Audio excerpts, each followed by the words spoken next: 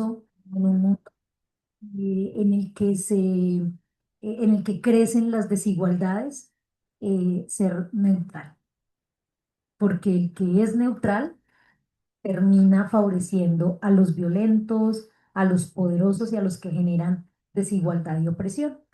Y dijimos, pues entonces hay que ser protagonistas y líderes de un cristianismo situado, de un cristianismo que entiende su responsabilidad en un momento de la historia y de la política, en un momento del país. Y decidí ser candidata a la Cámara de Representantes en medio del debate, en medio de personas que en la iglesia no estaban de acuerdo por la naturaleza misma y originaria del anabautismo, que es el principal eje ideológico y eclesial de la iglesia menonita. Y eso me ha permitido muchas reflexiones que yo quisiera compartirles hoy.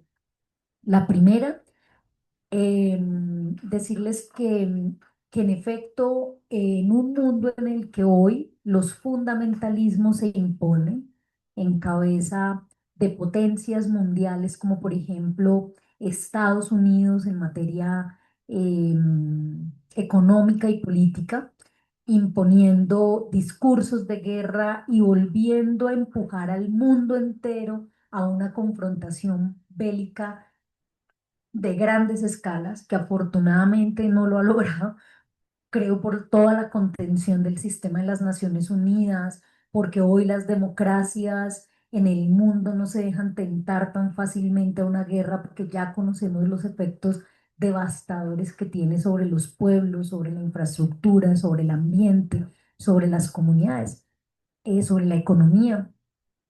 Entonces eso ha logrado contener o un imperio armamentista y militar como Israel, que también con base en un discurso de fe pretende atacar pueblos, destrozar niños, quitarles el agua, matar de hambre, y uno en medio de una situación de esas en donde crecen fundamentalismos, si uno es cristiano en el corazón y quiere servir a los demás y tiene como ejemplo en su vida a Jesús, uno no puede guardar silencio.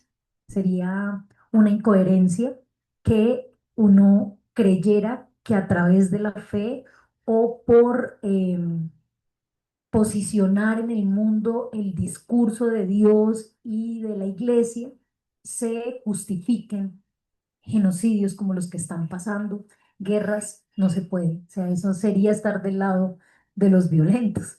Entonces, hoy necesitamos un cristianismo crítico, un cristianismo que vuelva a reconocer y a posicionar a Jesús como el ejemplo a seguir, como un ejemplo de paz, de amor a los pueblos, de reconciliación y de servicio a los más vulnerables.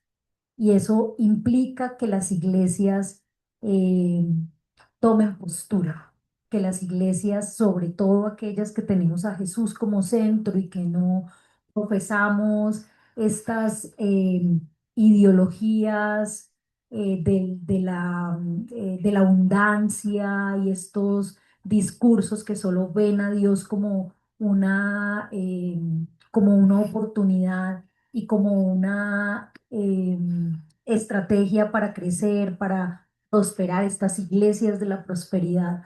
Es decir, solamente pensando que quien tiene fe es a quien económicamente le puede ir bien, pues ese es un discurso profundamente vacío cuando de lo que se trata es de salvar un proyecto de humanidad en donde la humildad esté en favor de esos proyectos que responden por los más vulnerables. Es decir, que la humildad y el servicio estén en el centro de un discurso realmente de quienes profesamos la fe y quienes creemos ser el pueblo de Jesús.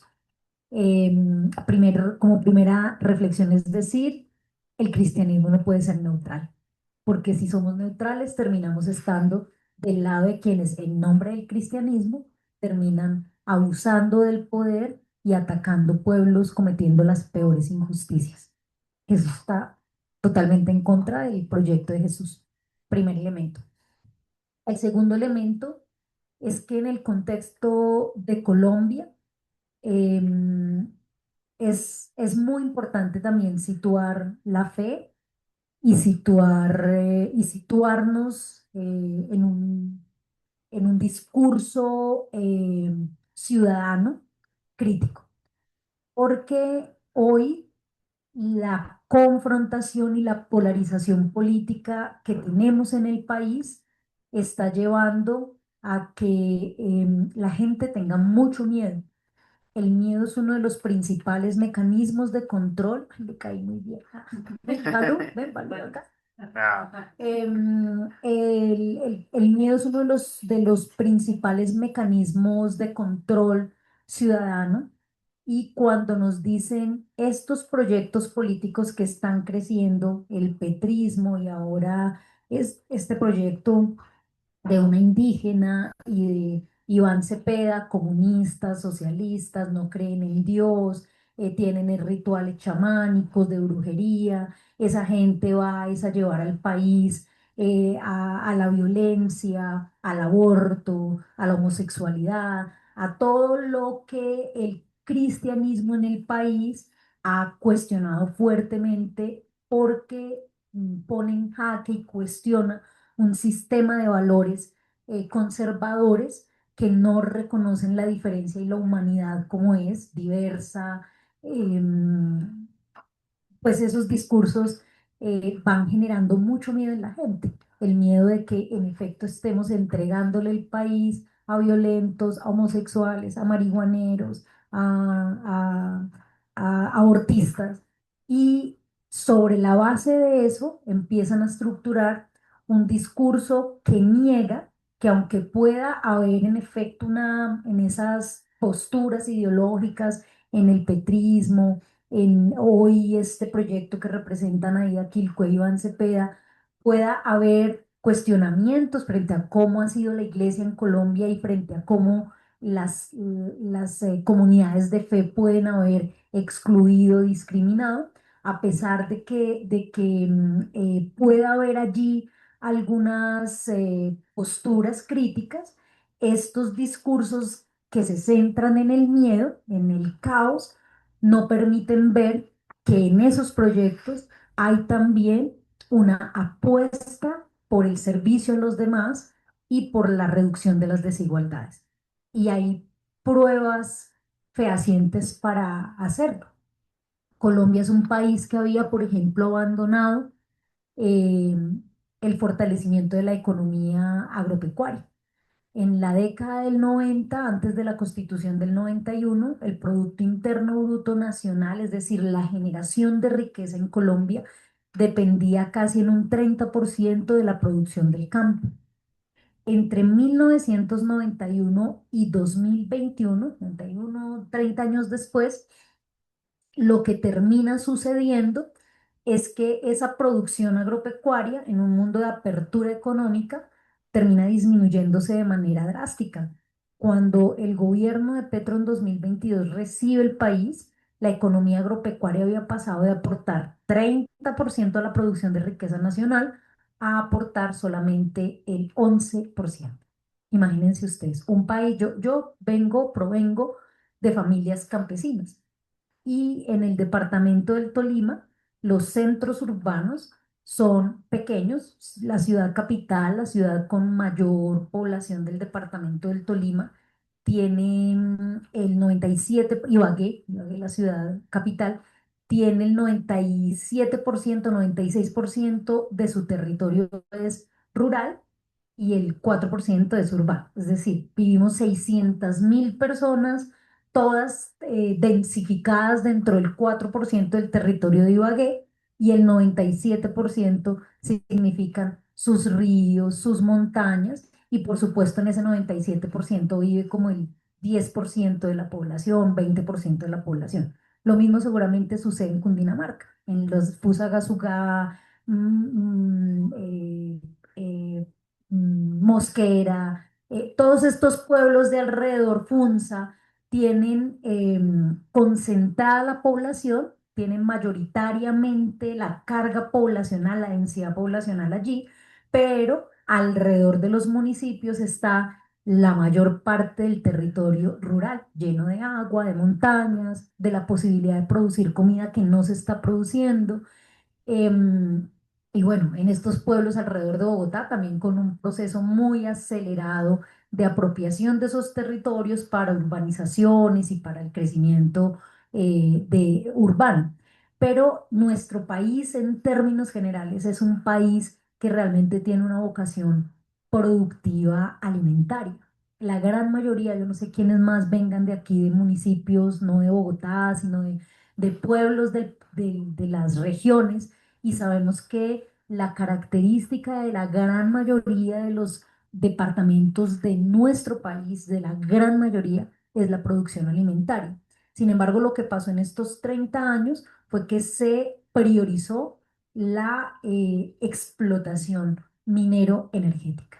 Pasamos durante 30 años de ser un país productor de alimentos a ser un país productor de minerales. Y eso con consecuencias muy profundas sobre los ríos, sobre la madre tierra, pero sobre todo, sobre la economía nacional. Porque lo que nos dijeron es que la minería iba a generar mucho empleo y hoy tenemos uno de los países con mayor desempleo de la región. Se ha ido bajando en estos momentos y eso es lo que quiero enfatizar.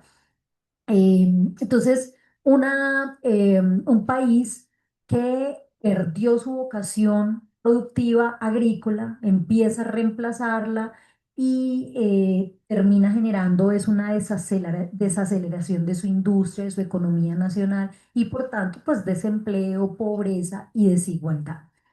Ese modelo yo creo que empieza a reversarse un poquito en estos 4 años. Empezó a crecer de manera significativa la producción agrícola en el Producto Interno Nacional, en la generación de riqueza. Se está reactivando el campo colombiano y eso significa pues darle mejores condiciones de vida a la gente que nos alimenta, que es la minoría porque todos estamos concentrados en la ciudad, pero donde esos poquitos se rebelaran y no quisieran producir comida y mandarla para la ciudad, nosotros qué hacemos acá, nos morimos de hambre, ¿sí? Este proyecto que impulsa Gustavo Petro también da una pelea muy profunda por la recuperación de derechos sociales. Entonces se da toda la pelea sobre la reforma laboral. Y la reforma laboral lo que hace es reversar una contrarreforma que se había hecho en el año 2007, en donde se redujeron los recargos nocturnos y festivos al 75%. Es decir, cuando yo trabajo un domingo en una empresa, a mí no se me paga el 100% del día, sino es decir, el día más el 100%, el doble. Si yo trabajo un domingo, que es mi día de descanso, pues yo debería recibir en compensación por trabajar mi día de descanso, es decir, no descansar, el doble del salario diario. Entonces, si a mí me pagan 100 pesos, yo debería recibir un domingo un 200 pesos. Pero en esa reforma del 2007 se redujo ese recargo nocturno o festivo en el 25%. Entonces solo nos pagaban el 75% del día de salario cuando trabajamos un domingo o cuando trabajamos horas extras nocturnas, con una excusa. Y es que si los empresarios se podían ahorrar ese 25%, se iba a generar más empleo. Con ese 25% que se ahorraban los empresarios, se iba a poder generar más empleo en el país. Y lo que termina sucediendo durante estos 20 y pucho de años que ha pasado, 19 años que han pasado, esa contrarreforma laboral que quitó los recargos al 100%, es decir, que disminuyó, restringió los derechos de los trabajadores, es que no se generó ni más industria, no se generó más empleo y al contrario se ha ido precarizando el empleo, flexibilizando el empleo y generando una inmensa informalidad en el país. Es decir, hace 20 años nos aguantamos una reforma que nos quitó derechos en beneficio de todos y de todas y nunca hubo beneficios para todos y para todas. También ampliaron en el 2007 en esa reforma laboral que se hizo, ampliaron la cantidad de horas consideradas como trabajo diurno. El día, hasta 2007, era considerado de 6 de la mañana a 6 de la tarde. Y a partir de 2007, el día laboral es considerado de 6 de la mañana a 10 de la noche. Imagínense ustedes en un país tropical como el nuestro, que a las 6 de la tarde se acaba la luz, pero aquí es considerado día laboralmente hasta las 10 de la noche. Hubo unos ajustes como en el año 2011 tal vez, que redujeron una hora la jornada laboral, de 6 de la mañana a 9 de la noche en algunos sectores productivos y especialmente en los institucionales. Y esta reforma laboral que propone Petro es una reforma que aumenta al 100% los recargos nocturnos y festivos, o sea, vuelve y recupera ese 25% de manera proporcional, que fue el acuerdo con los empresarios del país. Este año empezamos a ganar quienes trabajan en empresas, ya no el 75 sino el 80 creo, el próximo año el 85 y tal vez este año, perdón, el año pasado el 80, este año 2026 el 85, el próximo año el 90 y en el 2028 vamos a tener ya el recargo completo, 100%, es decir, el doble de lo que gana uno en una jornada diaria ordinaria. Eh, si trabaja en la noche, entonces ganas el 100% más por hora y si trabajas un domingo ganas el 100% más por hora. ¿Qué ha ido generando eso? Eso, además de la política laboral, salarial del gobierno, que declaró, ha ido subiendo de manera progresiva el salario mínimo, de manera real. Es decir, yo no puedo decir que subí el salario mínimo 5 puntos y la inflación está en 7 puntos. Pues eso significa que no hubo realmente ninguna alza, que es lo que había pasado durante casi 15 años consecutivos, año tras año. No había aumento real, porque se subía igual o por debajo de la inflación del país. La inflación es los precios que hoy pagamos. Si a mí me suben el salario 5 pesos, pero también me suben el transporte 5, el arriendo 5, pues obviamente esos 5 pesos no me van a alcanzar para tener una capacidad adquisitiva. Vivo, como dice mi mamá, asando y comiendo. Lo que me pagan, pues se va todo, no puedo ahorrar. Lo que hace este gobierno es empezar a incrementar por encima de la inflación el salario y eso empieza a generar mayor capacidad adquisitiva en la clase trabajadora. Y eso tiene un círculo virtuoso, porque si un trabajador tiene más capacidad adquisitiva, un trabajador, una familia trabajadora consume más. Puede ir el fin de semana de pronto a comerse un heladito, puede ir a pasear en diciembre, puede comprarse una moto, puede entrar a estudiar, puede ahorrar para una casa, puede endeudarse con un banco. Y eso empieza a verse en todo el país. Ese aumento de la capacidad adquisitiva de la clase trabajadora, que lo llama la economía redistribución de la riqueza. Los grandes empresarios ganan un poquito menos de utilidades, no pierden. Yo eso quiero ser súper clara, no pierden. Petro ha hecho, y no solamente Petro, incluso revistas económicas internacionales han mostrado cómo los empresarios en Colombia y el sector financiero han crecido sus utilidades de manera significativa en estos 4 años. Él ha mostrado, no tengo ahorita el dato exacto, pero lo ha mostrado, cómo han crecido en sus utilidades. Es decir, a pesar de que disminuyeron la utilidad y esa utilidad se redistribuyó entre la clase trabajadora, ellos no pierden, ellos siguen ganando. ¿Y por qué? Porque en la medida en que la clase trabajadora tiene más capacidad adquisitiva, circula más dinero en el país y por tanto se reactivan sectores como el comercio, como el turismo, se endeuda más la gente en los bancos, entonces los bancos tienen más posibilidades de crecimiento, utilidades por intereses, es decir, es un círculo virtuoso. La igualdad, generar mejores condiciones para el país, no debe asustarnos, al contrario, si le va bien a la clase trabajadora, le va también bien a los empresarios y nos va bien a todos como país. Y yo creo que es lo que está pasando. Pero fíjense ustedes que muchas iglesias, están contribuyendo a un discurso de pánico, de catastrofismo, diciendo que la economía está mal. Y uno dice, ¿por qué si la economía está mal la gente puede diezmar más o puede pasear más? Sí, yo viajo todos los fines de semana y a mí me impresiona La Vaca que Ríe, que es un sitio costoso, pues que no es, digamos, lo más barato de la carretera. Todos los domingos que yo subo para Bogotá, está absolutamente lleno ese lugar. Y me dice, si no hay dinero, porque estos sitios tienen capacidad económica y comercial. ¿Por qué? Pues porque hay capacidad adquisitiva. Y asimismo ha pasado con la reforma pensional, con la reforma a la salud, han puesto en evidencia y han aumentado la conciencia del pueblo colombiano sobre la enorme desigualdad y la corrupción que estaba enriqueciéndose con los recursos de los aportes de los trabajadores, del ahorro que se hicieron con los recargos nocturnos y con los festivos y con el sistema de salud.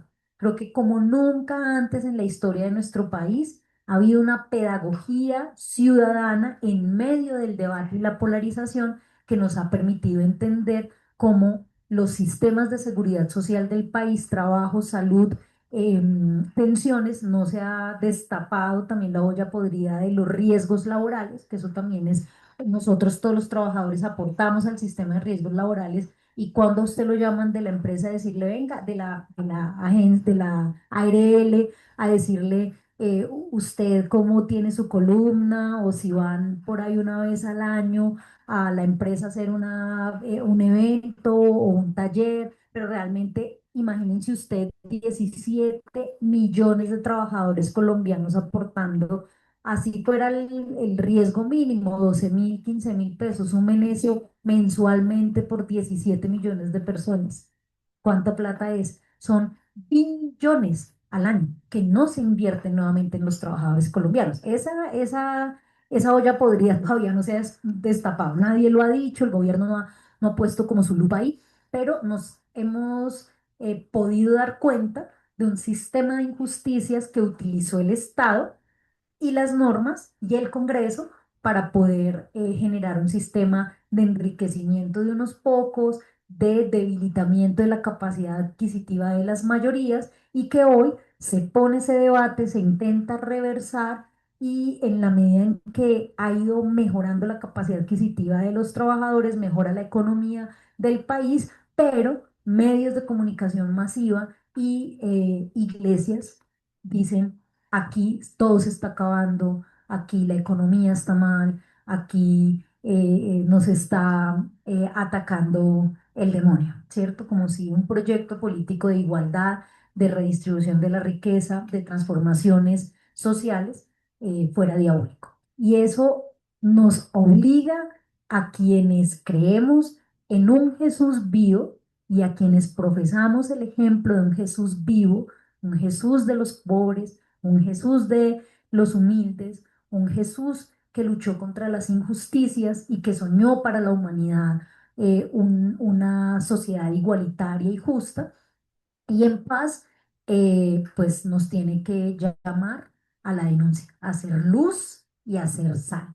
Hacer luz para que ese catastrofismo no genere miedo y oscuridad en la gente, en la ciudadanía, y hacer sal para poderle poner sentido a lo que está pasando. Porque es impresionante que la gente se deje llevar del catastrofismo a pesar de que tiene más plata que antes, ¿sí? Y lo que tenemos que hacer es poner sal ahí y decir qué pena, pero fíjese lo que está sucediendo, fíjese que el campo se está reactivando. Que hay dificultades, por supuesto que las hay. El narcotráfico, la corrupción, el contrabando, son problemas que no nacieron con Gustavo Petro hace 4 años. La violencia. Y llevamos décadas en este país con un problema estructural de violencia, de contrabando, de narcotráfico, de corrupción. Y eso no se va a acabar en 4 años. Está tan enquistado, es lo último que quiero plantearles. Está tan enquistado en lo que somos como sociedad, incluso con tristeza, yo lo digo, casi que hace parte de una cultura ciudadana el permitir la corrupción o el ser corruptos. Y ya les voy a decir por qué. Entonces, ahí hay que ser luz y sal. como cristianos. Primero, no guardar posiciones neutras en un mundo que nos exige postura. Segundo, ser luz y sal para que quienes creemos que por lo general somos personas que lideramos moral y espiritualmente el diálogo al interior de las familias y de las comunidades, podamos ponerle luz y sentido, podamos ponerle sal a las discusiones ciudadanas, a las conversaciones ciudadanas, para que el miedo no sea lo que nos lleva a las urnas. El que vota con miedo vota mal, vota mal. Y lo último es que yo creo que también hay que hacer una reflexión muy interna como cristianos. Debemos hacer una reflexión muy interna sobre todo el daño que nos ha hecho ese sistema de desigualdad, de injusticia que hemos vivido. Yo es la primera vez que tengo una experiencia en política electoral. He participado toda mi vida en movimientos sociales. Fui miembro del movimiento estudiantil en la universidad pública, fui miembro del movimiento de mujeres en el departamento del Tolima, he sido trabajadora de la educación pública, docente en la universidad pública. Es decir, yo vengo de una larga trayectoria en el movimiento social. Por supuesto, eso significa participación política, pero jamás electoral. Hice activismo desde la iglesia menonita del sí en el plebiscito por la paz y he estado en un escenario electoral. Y hoy que llego a este escenario, ha sido muy duro para mí la prueba, muy dura, muy dura. Uno, porque la convulsión política en medio del cual se hace la política es un mundo frenético, acelerado, de mucho activismo. Yo no paro nunca de lunes a domingo. He descubierto que toda la vida dije, los políticos no trabajan y hoy digo, los políticos trabajan mucho, mucho. Lo que pasa es que hay es que ver para qué trabajan o para quién trabajan. Pero Claro. trabajan mucho, trabajan mucho. No se puede quedar uno quieto jamás, no tiene uno derecho a un domingo tranquilo. Eh, y en el medio de ese ejercicio, eso pues termina alejándolo a uno de la fe. A mí me aleja de la iglesia. Pocas veces tengo la posibilidad de disfrutar la alabanza, la oración y la intimidad de mi comunidad de fe. Pocas veces, porque me la paso es trabajando y en el activismo. Pero eso es una prueba espiritual, por supuesto, que no le permita a uno esta vida política alejarse, que siempre esté Dios ahí guiando y fortaleciendo y respaldando. Yo lo he visto, a pesar de que la situación a veces me aleja. Primer reto. Pero el segundo, poder enfrentar una ciudadanía que tiene tan intronizada la corrupción. Entonces, por ejemplo, mucha gente durante estos 4 años, yo volví a participar en las elecciones más por un reto personal, eh, pero perdí.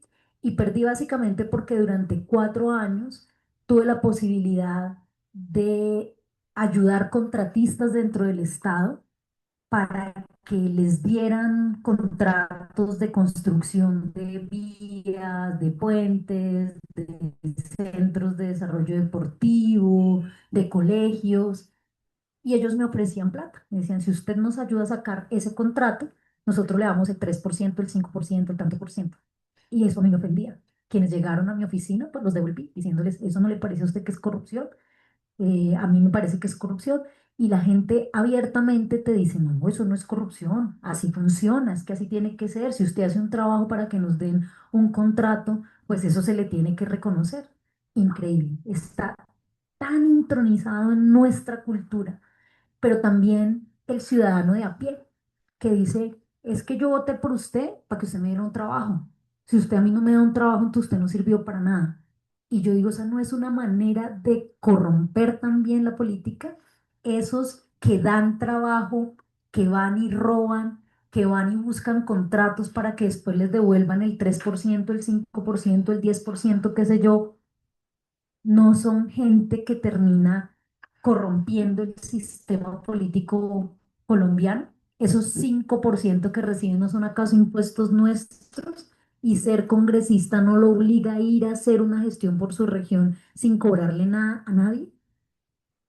pero la gente prefiere votar por esos que pagan el voto, que tienen contratistas que den trabajo o que tienen, o que tienen espacios burocráticos dentro del Estado porque se busca un beneficio personal. Es decir, vivimos en un país en el que la ciudadanía mayoritariamente cree que la política es para los beneficios personales.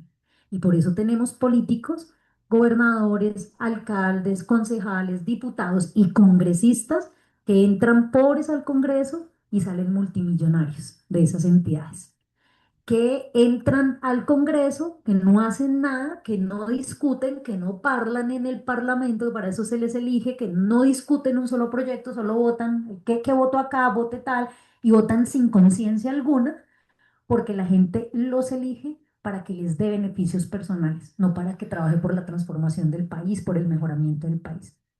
Mientras el Congreso no cambie, el país no va a cambiar. Si seguimos votando por gente así, que no trabaja, que no discute, que no debate, que no hace un ejercicio real de profundización de la democracia en el Parlamento, este país no va a cambiar. Así que el reto ahí es revisarnos también muy en lo íntimo nuestro. ¿Cuántos de nosotros hemos votado para que nos den un puesto? ¿Cuántos de nosotros hemos cuestionado a un político porque no nos dio ese puesto?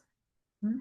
¿Cuántas personas, pienso yo, habrán despotricado a Iván Cepeda porque no les dio puestos, votaron por él y no les dio puestos? Yo creo que muchos, yo creo que cientos, porque es una persona con unas votaciones masivas en este país.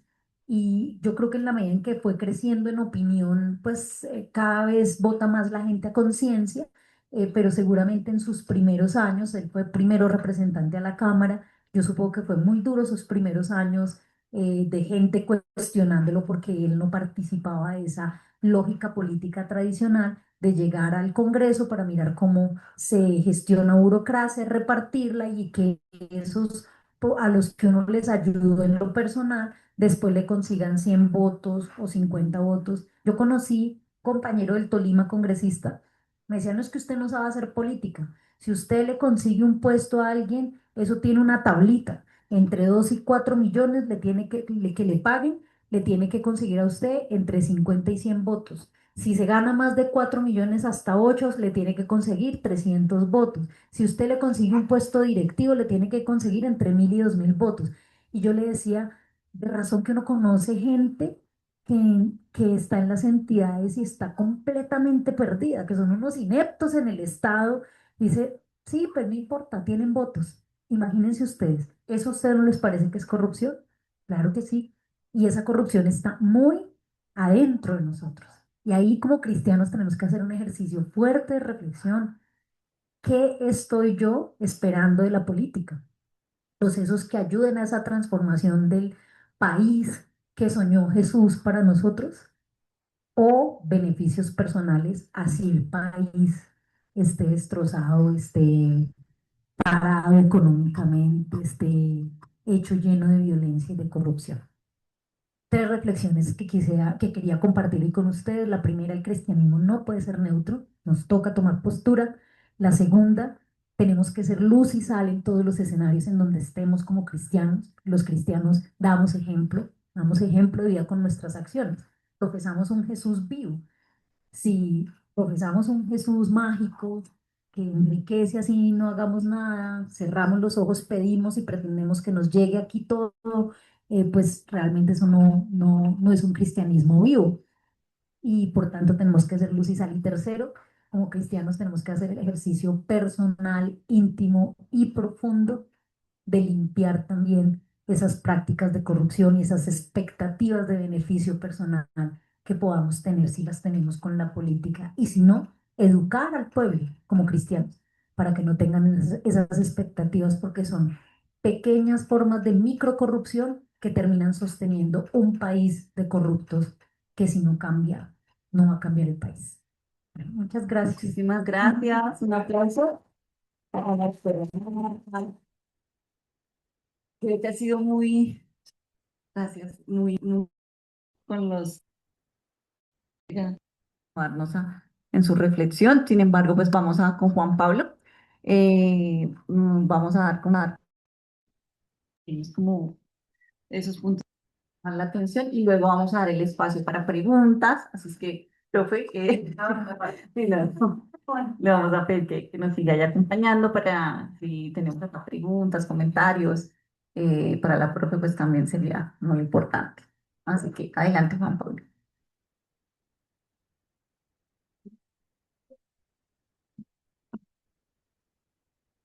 Bueno, buenos días para todas y todos. Muchas gracias a la representante Marta por haber aceptado la invitación, por estar acá acompañándonos, por dedicar este tiempo para estas reflexiones que pues, son claves para una iglesia como Diálogos y Fe. Una primera reflexión que yo quisiera hacer y también dejar como abierta la discusión para las intervenciones que vienen es: vale, la política y la iglesia, y uno de los puntos que trataba la representante Marta es, bueno, no podemos ser neutrales, ¿no? En medio de la injusticia, porque terminamos favoreciendo esa injusticia, pero ¿cómo hacemos esa diferenciación de el discurso que se maneja también en este momento en otras iglesias, pero hacia el otro lado y con ese mismo argumento, ¿no? Es que como pueblos de Dios tenemos que elegir a los hombres de Dios y a las mujeres de Dios que nos tienen que representar en el poder, ¿no? Es decir, el argumento parece ser el mismo, ¿sí? Y esa es una de las primeras reflexiones que quisiera abrir, ¿cuál es entonces la diferencia? Y también quiero reaccionar al mismo tiempo, pero no sé, em, para también darle más ingredientes a la discusión, si es acaso la posibilidad que hay en este espacio de interlocutar, de no solo dar un discurso en una vía, sino que también haya reacción, haya crítica, haya preguntas a lo que se está diciendo acá y también haya disenso, ¿no? Y la posibilidad de decir no estoy de acuerdo y expresar argumentos a favor o en contra. Eh, y por otro lado, si bien esta iglesia mm, tiene diversidad de posturas ideológicas, eh, sí y tenemos que reconocer que hay muchas posiciones que también se inclinan un poco más hacia digámoslo así, hacia corrientes de izquierda, hacia los movimientos sociales, hacia la lucha por las reivindicaciones de los derechos, etcétera. Eh, y en ese sentido, eh, claro, ¿cómo permitimos que esa pluralidad también se vea reflejado en cada uno de los espacios que tenemos? Sin embargo, si bien, habiendo dicho esto, podemos estar de acuerdo con muchas de las cosas que se dijeron acá sobre lo que ha venido haciendo el actual gobierno, sobre lo que representa la postura de ahora de Iván Cepeda, etcétera, también al ser un espacio crítico hemos a lo largo de estos 4 años tenido discusiones sobre cosas que también creemos que esas posturas políticas deben responder a la ciudadanía y deben generar espacios para tener esa interlocución con la ciudadanía. Por ejemplo, el tema de la paz. El tema de la paz tiene diferentes visiones. Una de ellas es, claro, en los lugares donde existen diálogos, se ha visto reducción de la violencia, pero también otra visión es, pero también aumento del reclutamiento y también en el campo que muchos nos movemos en organizaciones de derechos humanos, en organizaciones humanitarias, tenemos que acompañar comunidades en las que, por un lado, se entiende cómo los ceses al fuego ayudan a la paz de los territorios, pero también recibimos la denuncia de muchos sectores de, de que siguen habiendo un montón de violaciones a esos acuerdos, a esos ceses al fuego, y siguen habiendo comportamientos como el fortalecimiento de las estructuras armadas, ¿sí? El incremento del reclutamiento, etcétera. Y una primera pregunta también que yo haría es, eh, ¿cuál es esa nueva estrategia que permite que que sin abandonar el diálogo, que es nuestra apuesta, permite que hayan unas reglas más claras para esta estrategia que en muchos casos sí se le puede llegar a dar la razón a sectores que dicen han empeorado ciertos indicadores porque no han existido unas reglas claras. Y creo que la importancia del debate en esta época electoral es esa, que se pueda decir abiertamente, sí, tal vez nos equivocamos en esto y es necesario y vamos a reforzar y a replantear estos puntos que tal vez no fueron tan exitosos y que tal vez no tuvimos en cuenta de procesos de negociaciones anteriores que quizás pudieron haber mostrado esas consecuencias que se iban a dar. Y no, no es solo discurso de derecha, y ya voy cerrando, no es solo discursos de sectores de derecha. Las mismas organizaciones armadas, si uno ve entrevistas con comandantes del ELN, hablan de ningún gobierno había sido peor que este en este tema. eh, Ni siquiera el de Uribe, dijo una de los comandantes del ELN. Eh, el tema de la salud, otro tema que abiertamente debemos hablar, porque si bien acá muchos reflexionamos sobre, claro, la importancia de la reforma, cómo no se da esa reforma, cómo el hecho de que no se dé esa reforma también evidencia esa crisis que año tras año se agudiza, pero no podemos negar también que de pronto en los procesos de interventoría, entonces se habla de, bueno, ¿y a quienes pusieron enfrente de las interventorías? Porque esto no funcionó tanto. Y son respuestas que se tienen que dar abiertamente en estos espacios de discusión y de debate. Es lo que pasó en la UNGRE, etcétera. Todas esas cosas son temas que creemos que como iglesia crítica también se pueden cuestionar y si estuviera acá una persona, un representante de partidos de derecha, sí, lo hemos hecho porque hemos tenido acá de diferentes posturas y con esa misma vehemencia hemos levantado la mano y hemos hecho las críticas que hay que hacer. Entonces, creo que eso es importante de la iglesia, que independientemente del sector político que se pare acá, podamos ser críticos y podamos pedir explicaciones de manera abierta.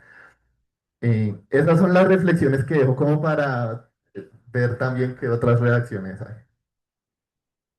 Gracias, Juan Pablo. Bueno, de mi parte, me llamó la atención también, como dijiste al principio, Marta, acerca de los fundamentos religiosos. Creo que eso también, y no solamente en Colombia, sino que lo hemos visto a nivel de Latinoamérica, como, bueno, y en Estados Unidos también cómo se han levantado estos movimientos desde las iglesias más numerosas, mega iglesias, ¿no? Más que todo, y cómo se han instrumentalizado estos movimientos carismáticos más que todo también para ir como en una avanzada en contra de derechos, ¿no? Entonces, lo que tú decías, este sistema que se basa en valores que son conservadores, ¿no? Que son anti-aborto, anticomunidad LGBTQ+, eh, y cómo, digamos, si algo se levanta en contra, digamos, de estos como dos valores que llaman ellos, ya hay que, digamos, está en contra, digamos, de la sociedad y hay que, digamos, que enfrentarlos como una ideología que va en contra, pues, de la iglesia, que va en contra de Dios. Y creo que eso es importante también, creo que traerlo a mención, el tema de los fundamentalismos religiosos, como desde nuestra fe podemos también ser parte, ¿no? De un sistema opresivo, de un sistema que coacta y que quiere controlar a una sociedad también a partir del miedo, que lo decía también Marta, ¿no? Como históricamente también desde la religión se ha querido controlar a las masas desde el miedo y con el tema del pecado, ¿no? Es que si tú pecas, es que si tú haces esto, es pecado y si es pecado, pues te condenas y te vas al infierno. Entonces la gente ha vivido una fe también muy, no desde el amor y desde la libertad sino fundamentada en el miedo. Si yo voy a la iglesia, porque si no, me condeno, ¿sí? pero no va a la iglesia porque realmente pues quiere tejer comunidad, porque ama a Dios, porque ama a los hermanos, porque quiere servir, ¿sí? Porque ve una oportunidad de también de pensarse la realidad del país, sino que va a la iglesia por más por miedo, porque si no voy entonces sí, pierdo mi alma, entonces tengo que ir a la iglesia. Eh, Todo gira alrededor de un temor infundado, por ejemplo, de que si el pastor hoy dice que hay que votar por X o por Y, entonces hay que obedecerlo, porque si no, la palabra dice que hay que obedecer a las autoridades. Entonces, la palabra del pastor o de la pastora es pues sagrada y no se le puede eh, ir en contra, contradecir, que si el mensaje de hoy, bueno, fue tal, yo no puedo decir, ay, no, pero me parece que ese pasaje puede tener otra lectura, vista con otro enfoque, sino que pues es como palabra de Dios. Y creo que todo ese sistema religioso también, fundamentado en el miedo, pues es como la base fundamental de los fundamentalismos religiosos que han hecho mucho daño en nuestra sociedad y que en el nombre de Dios pues han apoyado sistemas bélicos, guerras, genocidios, opresiones, incluso que sí, en contra de todo lo que se levante que es distinto, ¿no? Y que rompe esa estructura de lo que no, para ellos es considerado normal, natural o el deber ser de una sociedad. Y creo que digamos, desde el cristianismo tenemos otras posturas también, pues desde la libertad y desde el amor que podemos entrar todos, personas que pensemos distinto, personas que pues vivamos de una manera diferente. Y creo que también nos falta mucho y por eso también desde las iglesias ataca mucho, digamos, a estos nuevos movimientos políticos, ¿no? Que tienen otras banderas de la inclusión, de las diferencias, de que la oportunidad es para todos, de la igualdad, ¿no? Porque entonces desde algunas iglesias, entonces no es que la salvación no es para todos, es para los que vienen a una iglesia y se congregan y dan un diezmo y se visten de determinada manera, oran de determinada manera, viven de determinada manera, para los otros no hay salvación, ¿sí?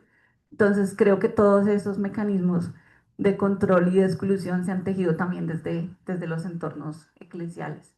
Y también hay que empezar a reflexionar acerca de eso, porque han hecho mucho daño y han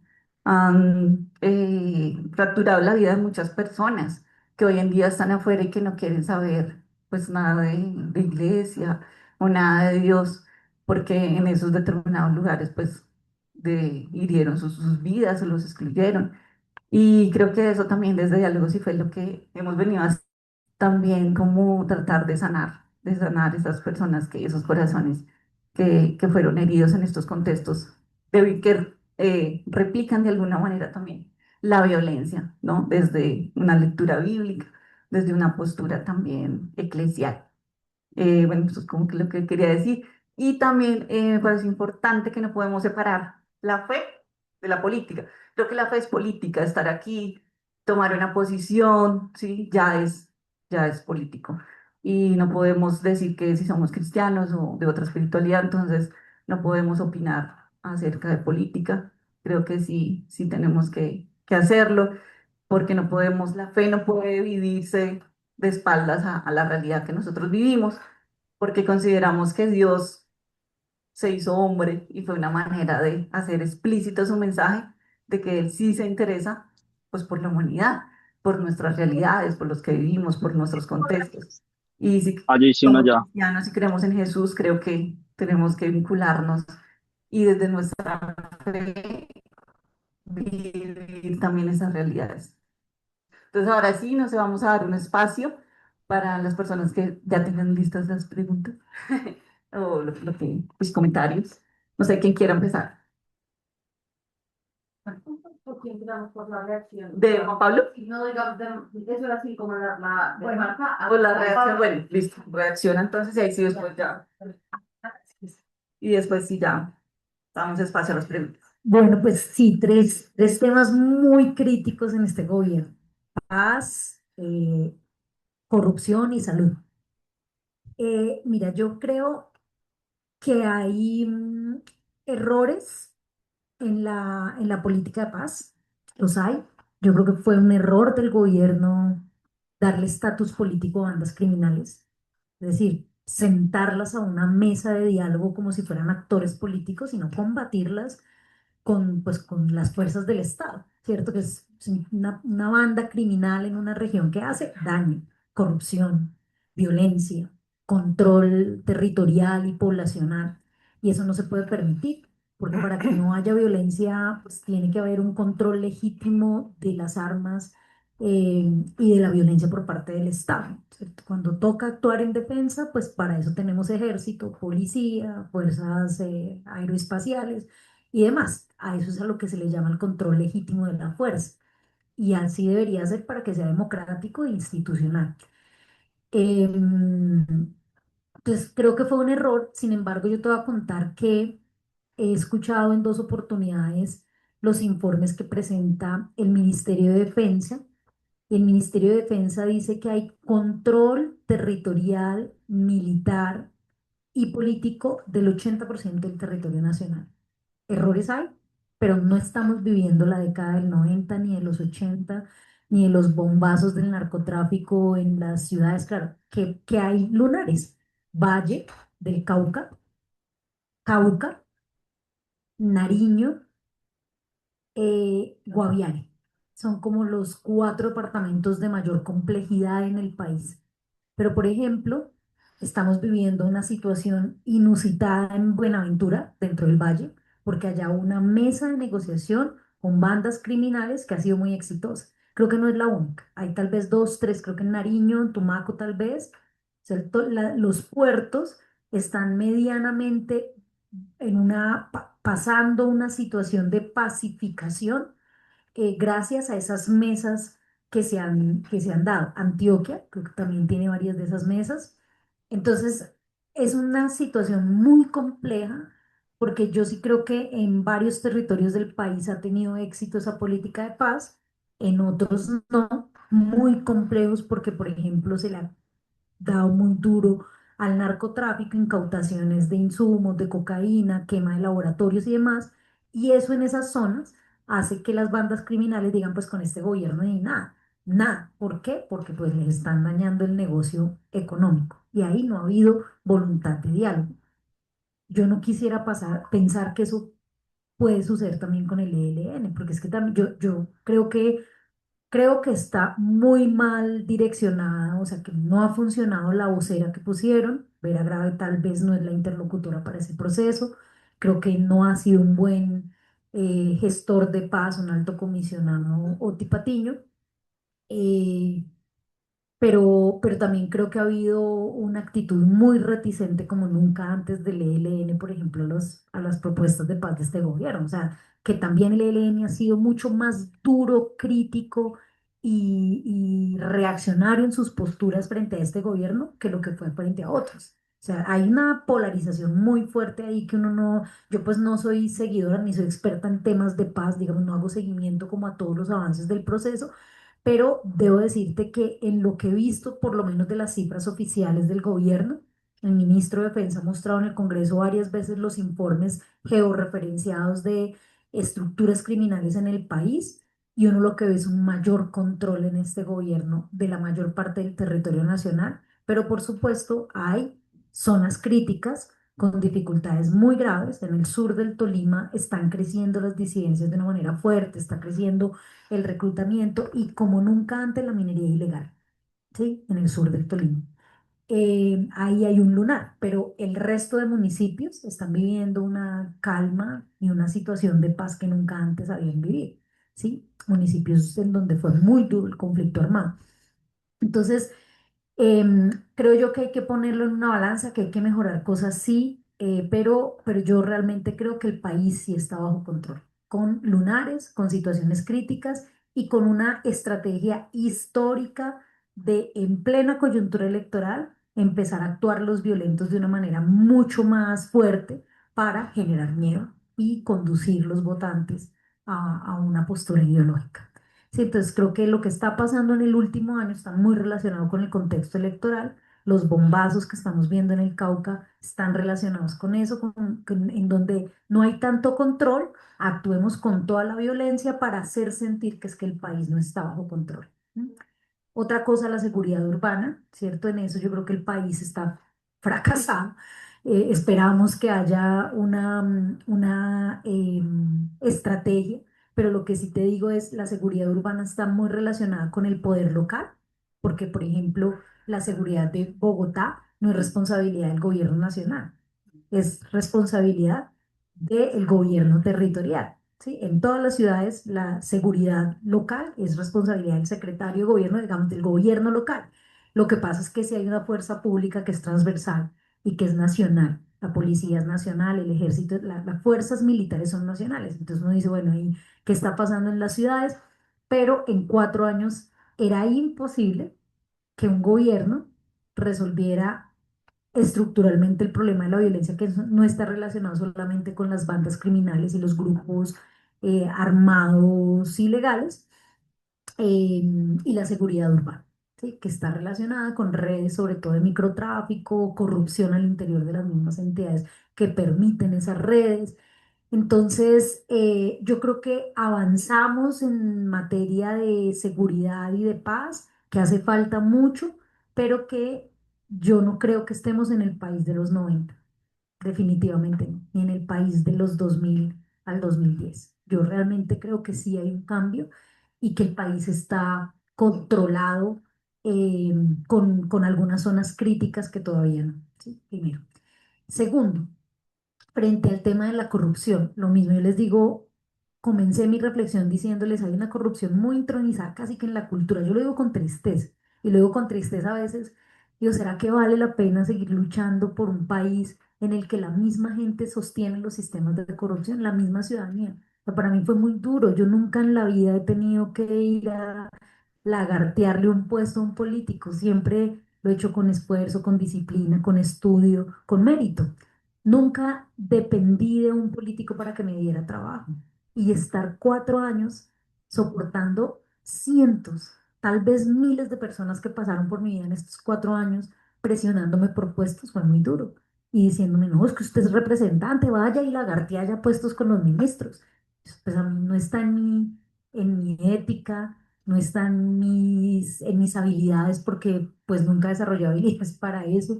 Y seguramente por eso perdí, por no ser la política tradicional, ¿sí? Y a veces pienso, ¿será que el gobierno, el país merece gente buena, con mérito en estos espacios? A veces, para mí así, pero te decía al principio que para mí ha sido un reto espiritual también muy duro, de no alejarme, de no aislarme, que es lo que hacen muchas iglesias, como decía Estela. Yo conozco muchas iglesias en el Tolima, por ejemplo, en donde lo único que hay es una iglesia en esa comunidad, en una vereda, y lo que ha hecho es sustraer la comunidad. La gente va de la iglesia a la casa, de la casa a la iglesia el fin de semana y no quiere saber nada más del mundo.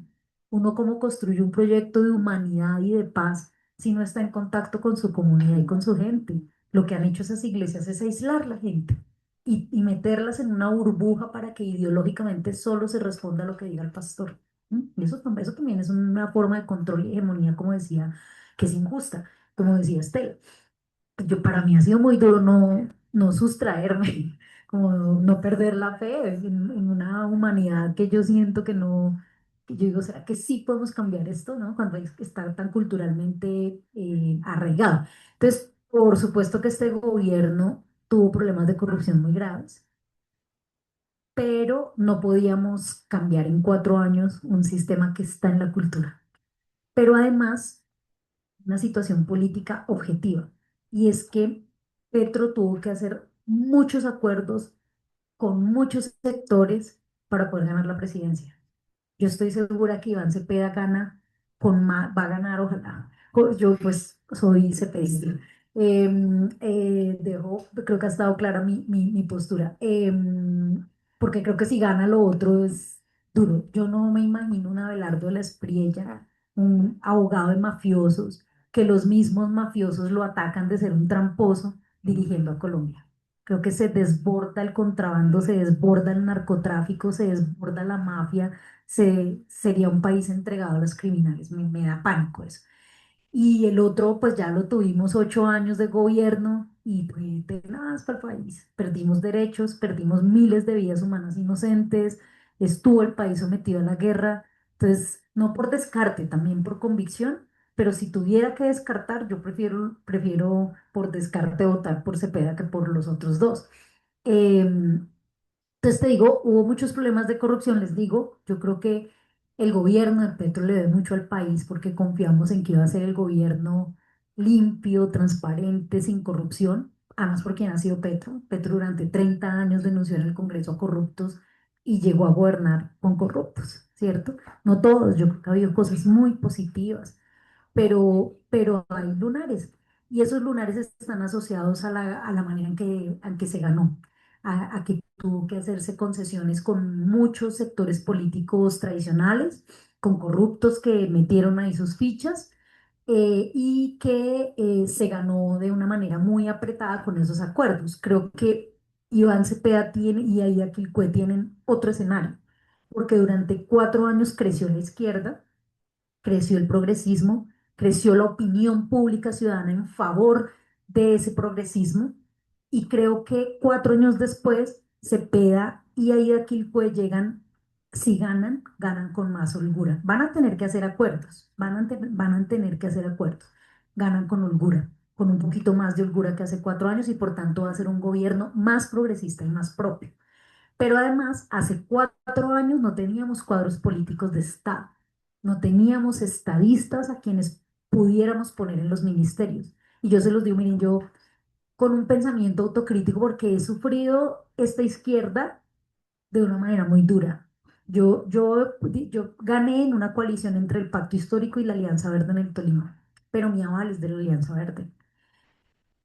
Y para mí ha sido muy dura la violencia de la izquierda en mi contra. Dura. Perdí también en estas elecciones, no gané en estas elecciones porque la izquierda me cascó con toda, habiendo sido la defensora principal de las reformas de este gobierno. Y el gobierno no me apoyó y la izquierda hizo todo en mi contra. Mentiras, calumnias, cosas criminales que dijeron, calumnias infames, como que yo le cobraba a la gente que de mi equipo porcentaje de su salario y eso lo pusieron a rodar en medios, en medio de la campaña, haciéndome un daño tremendo. Y bueno, pues yo creo que han trabajado, no sé, 20 personas conmigo en estos 4 años y pues nadie puede salir a decir eso porque es absolutamente falso, pero lo hicieron para hacerme daño. Y seguramente eso caló, porque además en mi posición cristiana, yo no salí a defenderme. Yo dije, yo no voy a salir a atacarlos con lo mismo. Y eso electoralmente tiene un costo muy tremendo. ¿Sí? Entonces perdí. Y he sufrido esa izquierda sectaria, esa izquierda radical. em, eh, pero entiendo que estos 4 años permitieron la formación de gente para poder dirigir el gobierno, que antes no lo teníamos. Hace 4 años eso no se tenía.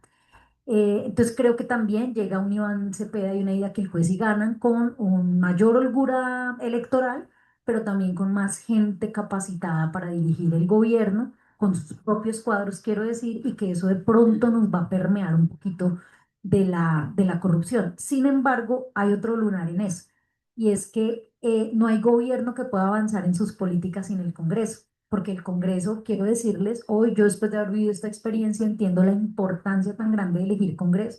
Puede ser incluso más importante elegir Congreso que elegir presidente. Un presidente como Petro no hace nada si no tiene un Congreso en favor de las políticas del progreso.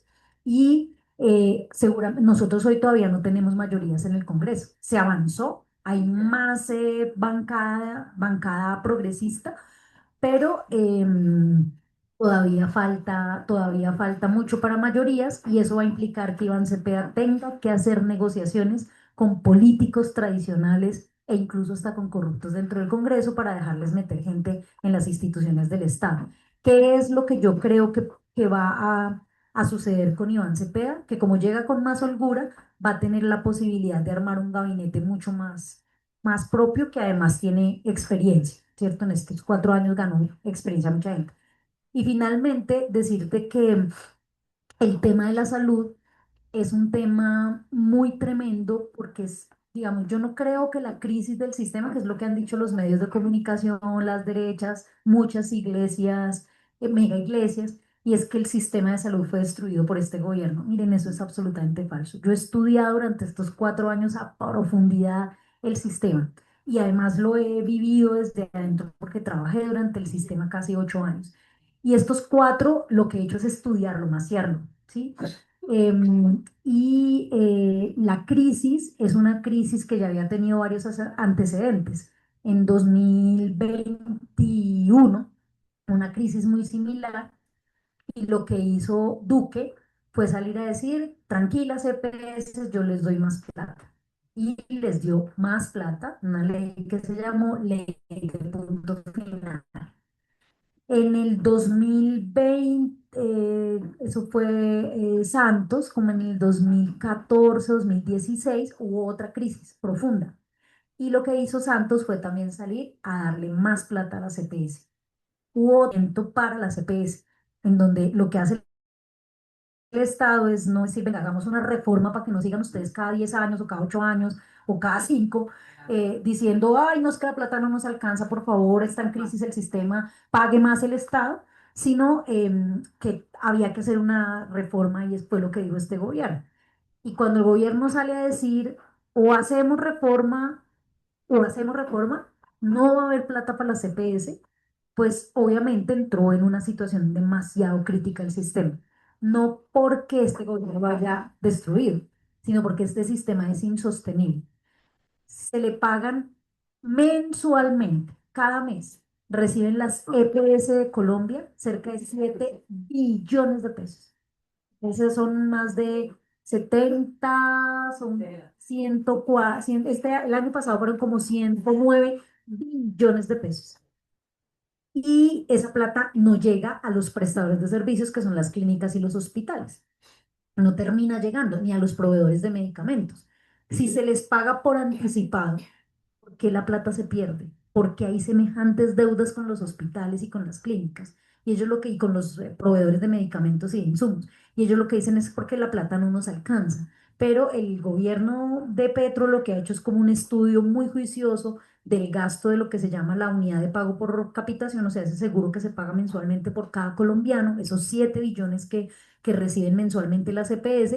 Y lo que dice el gobierno no es que no alcance, sino que está muy mal administrado. Se hace un uso muy ineficiente del recurso y en efecto el sistema es fragmentario. O sea, después hablamos, si quieren, en otro espacio del tema de salud, de cómo funciona el sistema de salud, que es muy complejo y lo han hecho cada vez más complejo para que la ciudadanía no lo entienda y solo lo entiendan quienes lo manejan. Lo que hemos hecho nosotros es develar cómo es que funciona ese sistema y demostrar que de ninguna manera hay una destrucción del sistema. ¿Qué es lo que hay? Sí, una posición muy dura del gobierno de decir, no les ponemos más plata. O sea, ya ustedes manejan más de 100 billones de pesos al año, son más de 100. El año pasado fueron 109 más algo que se llama presupuestos máximos, que es como todo lo que no está en el plan básico de salud, se paga aparte por un dinero adicional que pueden ser 3 4 5 7 billones de pesos adicionales para cubrir todo eso que no está en el plan básico de salud, o sea, lo que llaman los NOPUS. Entonces, puede haber una posición obtusa del gobierno de no subir la OPC, tal vez sí, pero también hay una posición obtusa de la CPS de no hacer una reforma, porque ellos no quieren perder el dinero. Y las intervenciones han tenido un muy mal manejo del gobierno, sobre todo por los cambios. Estar cambiando un interventor cada 3 o 4 meses o 6 meses o cada año, pues es terrible para cualquier empresa. Chiquita, grande, que uno le estén cambiando el gerente cada 8 días, pero eso no deja prosperar absolutamente ni estabilizar absolutamente nada. Eso ha sido un error. Pero las intervenciones funcionan en el marco de las reglas que hay en el país. Es decir, a pesar de que interviene la 9PS tiene una junta directiva que no es toda del gobierno, que termina decidiendo a dónde va la plata, pero además tienen en su estructura una cantidad de gente de planta, de funcionarios que vienen de años atrás, que tienen mecanismos de corrupción para decir, la plata se le autoriza el pago a esta IPS, pero a este hospital no. ¿Por qué? Porque esa IPS les da coimas o porque es de su propiedad o porque es de los mismos accionistas de la nueva EPS. Entonces hay unos sistemas de corrupción al interior que es muy difícil superarlos con una intervención. Por eso se requiere la reforma. Y el problema está en que yo creo que Petro actuó muy mal porque no concertó la reforma desde un principio, pero también hay una actitud muy obtusa de las EPS de no ceder en absolutamente nada al manejo del sistema. Y pues si ellas siguen manejando el sistema, lo que está demostrado es que va a seguir cada 5 años en una crisis pidiendo más y más y más y más plata del Estado, que son nuestros recursos, porque todo el sistema se financia con recursos públicos manejados por privados. ¿Sí? Que es lo que pretende cambiar el gobierno, que los privados no sigan manejando la plata de la salud, que la plata de la salud que la pone el Estado la maneje el Estado y que las EPS sigan haciendo unas acciones por las cuales se les paga dentro del sistema, pero no administrando toda la plata, la contratación, todos que son un monopolio muy duro. Luego hablaremos un día, estos no, me invitan y hacemos una charla sobre el tema de salud. Hay errores, sí, de acuerdo, graves, pero también era muy poco tiempo para resolver todo un sistema muy estructurado durante 200 años. Eh, y sobre todo, creo yo que hay una esperanza de que va a ser mejor si hay un segundo gobierno progresista, porque se llega con más posibilidades, con más autonomía, esa es la palabra, con más autonomía. Dale, bueno, muchísimas gracias, Marta. Ahora si les parece, vamos a empezar con una ronda de preguntas. Te agradecemos también preciso que ya estamos también sobre el tiempo y la idea es que podamos hablar todos. Adelante, Sebastián. ¿Cómo estás? Hola, buenas tardes, Marta. Muchas gracias por este espacio, por acompañarnos. Y bueno, son un par de cositas. Espérate que yo anoté precisamente para ser puntual. Lo primero es como agradecerte, digamos, por esas posturas, por venir como del movimiento social, por mantenerte en ellas. Seguramente harás mucha falta en el Congreso. Creo que es una pérdida grande para el Congreso, pero un gran, digamos, una gran ganancia de nuevo para el movimiento social que recupera también a sus dirigentes eh, que, pues, que salen a veces a hacer estas otras labores. Yo tengo como varias preguntas en torno a lo que se ha planteado, ¿no? Una que tú ya ahorita la estabas como aclarando un poco, pero es, por ejemplo, el tema de paz, lo que son los indicadores versus las narrativas. Y ahí viene mi primera pregunta y es si efectivamente nosotros estamos peor, no hace 30 años, no hace 20 años, sino que hace 4 años inclusive, ¿no? Es decir, si es verdad que tal vez con Duque la política de paz y la situación de seguridad y la situación de derechos económicos, sociales, culturales en general en el país está en una mejor condición, porque creo que, claro, había una expectativa muy alta que sin duda no se logra totalmente cumplir en este gobierno, pero negar los avances y pensarse que estábamos mejor que hace 4 años, a mí me parece que falta totalmente a la verdad. Entonces quisiera preguntarte sobre eso. Lo segundo es sobre la responsabilidad del Congreso, no más para poner el tema no solo de la reforma a la salud, entre otras cosas, que alguien como Lorena Ríos se opuso totalmente y fue una de las que ayudó a hundirlo, sino, por ejemplo, en los temas de paz. Se aprobó la ley de paz total, pero, por ejemplo, no se aprobó los temas relacionados con la reforma a la justicia que permitían las negociaciones sociojurídicas con las bandas criminales y lograr, digamos, atender el problema más preocupante de estos momentos de Colombia en materia de seguridad, que tiene que ver con estas bandas delincuenciales que se encuentran sobre todo en espacios también más urbanos. El caso de Buenaventura, el caso de Quibdó, el caso de Medellín, todo lo que tiene que ver con el Tren de Aragua y demás. Eso el Congreso no aprobó que con ello se pudiese negociar absolutamente nada y bajo el marco normativo actual no se lograron encontrar, digamos, algún tipo de mecanismos que dieran solución a estas problemáticas. Entonces también como, claro, el gobierno tiene responsabilidad, pero también cuál es la responsabilidad del Congreso frente a eso. Lo otro que quisiera preguntar es cuál es la responsabilidad nuestra como iglesias en términos generales, ¿no? Como sector.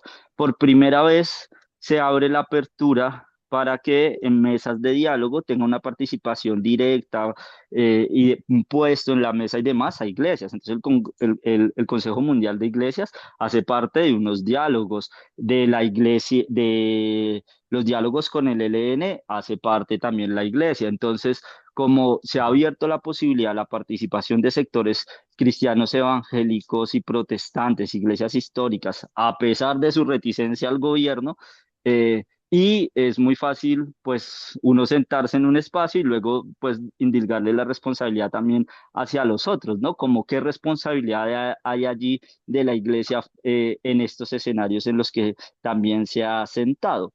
Y lo último que quisiera preguntarte, digamos, de la agenda izquierda progresista que tú has venido acompañando desde el movimiento social, pero desde el Congreso, desde los diferentes partidos y demás, eh, ¿qué ha entrado en tensión, digamos, con tus posturas de fe y cómo lo has resuelto? ¿Sí?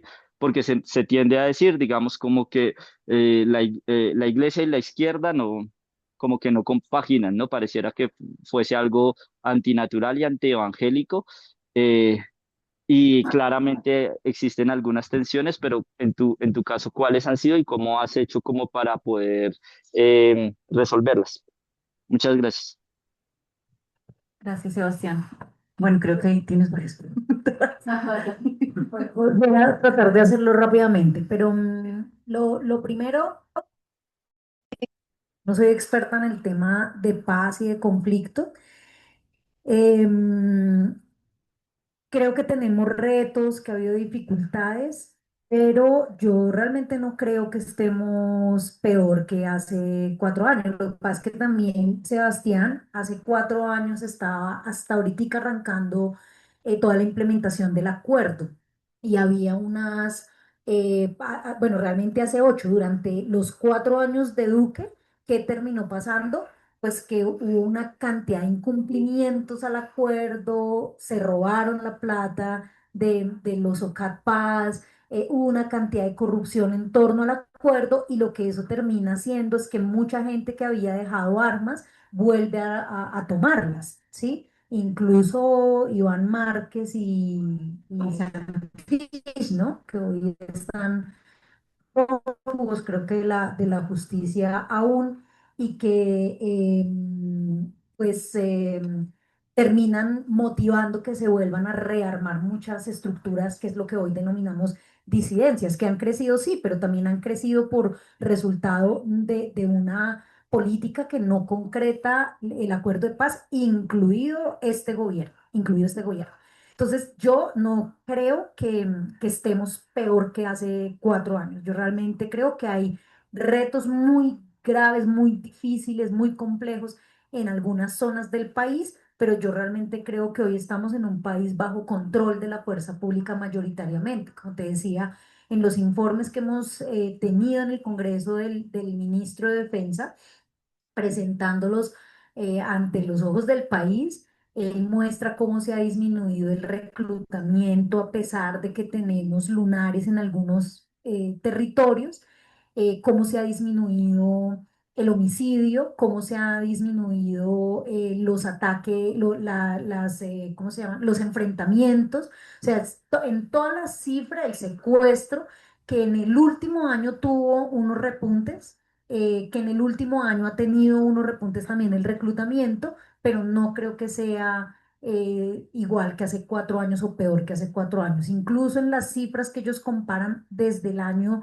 2010, creo, hasta el 2026, el 2025, que fue el último, o sea, en los últimos 15 años, el, el ministro de Defensa lo que dice es que hemos tenido realmente no es la manera que usan, y no sé si está bien dicho, pero sí un proceso de pacificación progresivo en el país, con retos en 5 o 6 departamentos del país.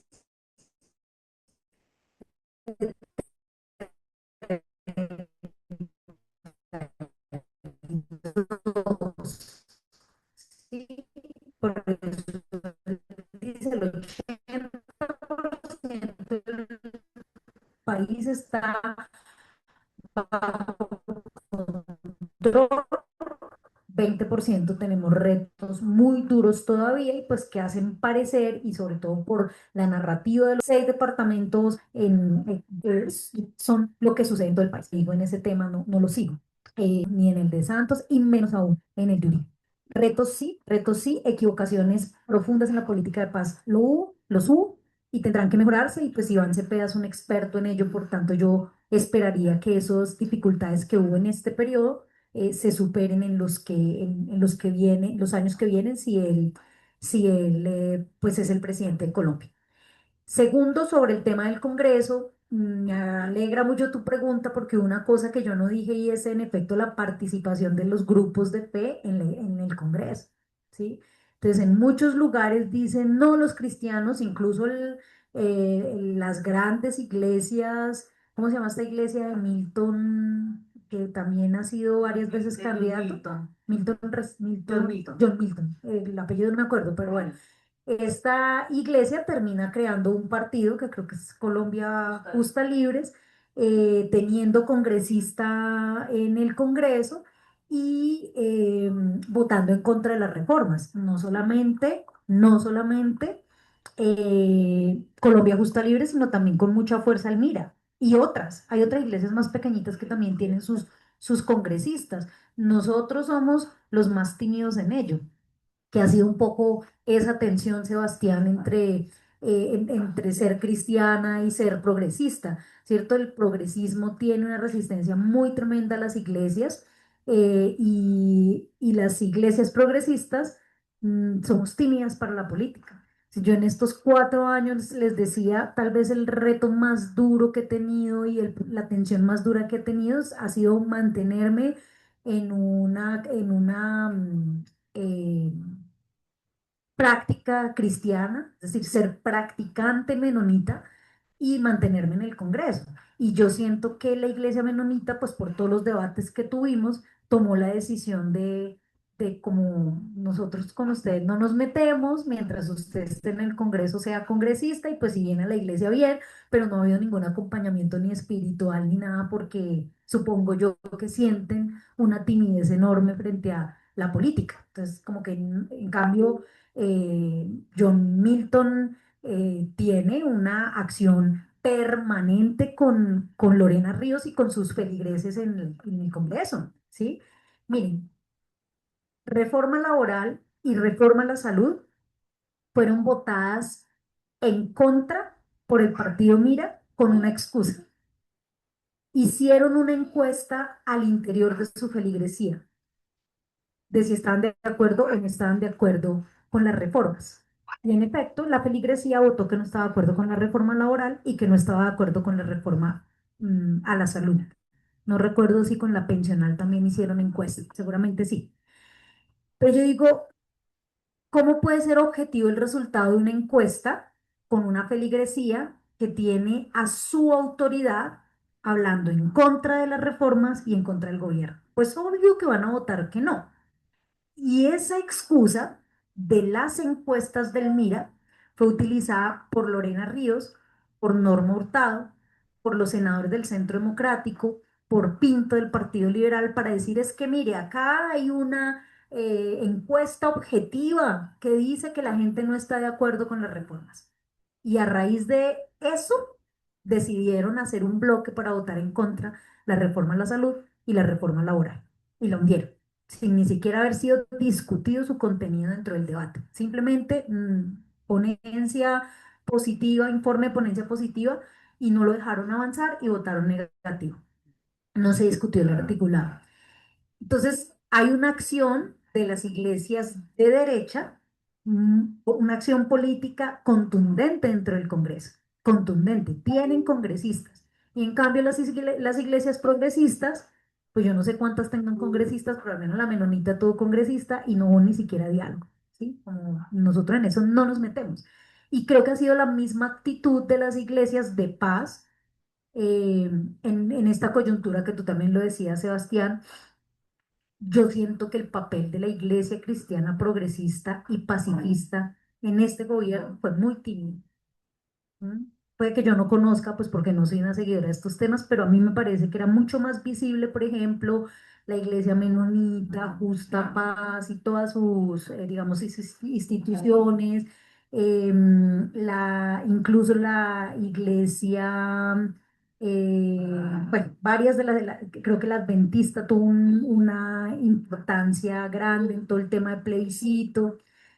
Varias de las iglesias, la carismática, tuvieron presencia fuerte durante todo el proceso de paz en el plebiscito y posterior a la implementación de los acuerdos. Y yo siento que en este gobierno, por alguna razón, puede ser una razón del mismo gobierno que las desconoció, no las invitó, no conozco cuál fue la razón, pero yo siento que ese protagonismo se disminuyó de manera significativa. Y uno lo que hubiera esperado es que en este gobierno esas iglesias, pues además en un gobierno que habla de una política de paz y de negociaciones con participación ciudadana, que es lo que ha hecho en las regiones, abriendo espacios, como decía Sebastián, a las iglesias para que participen incluso en esas negociaciones regionales, pues uno haya visto como un papel tan tímido de nuestras iglesias progresistas y de nuestras iglesias pacifistas. Así que creo que hay una responsabilidad grande. Yo creo que nos hemos asustado un poco en la idea de no perder feligresía, de esa feligresía que de pronto dice, ah, no, ustedes invitaron a esa señora Marta a hablar de política, yo ya no vuelvo a diálogos y fe. Y uno tiene miedo de hacer este ejercicio, las iglesias tienen miedo de hablar de política, cuando las mega iglesias no solamente hablan de política, financian campañas políticas y tienen congresistas haciendo política en el Congreso. Entonces ahí nosotras tenemos, las iglesias de fe progresistas, tenemos una responsabilidad enorme, perdónenme la expresión, una mojigatería eh, tonta, porque terminamos perdiendo la posibilidad histórica de incidir en la política de Estado, en la política pública, en la paz, en las reformas por la igualdad, que además las hemos profesado toda la vida, pero que en el momento en el que pudimos actuar con contundencia en ello nos asustamos. Hay una responsabilidad ahí. Muy bien. Bueno, gracias, Marta. ¿Quién quiere, Angélica, entonces iniciar con la pregunta? No, a ellos les gusta preguntar.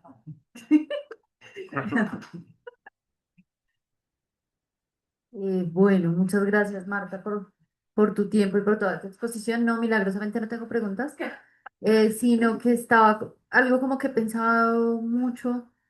eh, Porque sí me llama la atención eso. Bueno, primera opinión antes de que se me vaya, sí, últimamente pienso, no sé quién dijo esta frase, pero me parece muy real y es que todo acto humano es político.